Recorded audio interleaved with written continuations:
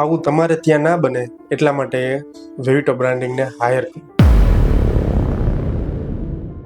રાજકોટની વાત કરું તો રાજકોટમાં 1000+ રેસ્ટોરન્ટ આવેલા હશે, જેમાં નાના નાના રેસ્ટોરન્ટથી લઈને મોટા મોટા રેસ્ટોરન્ટ છે.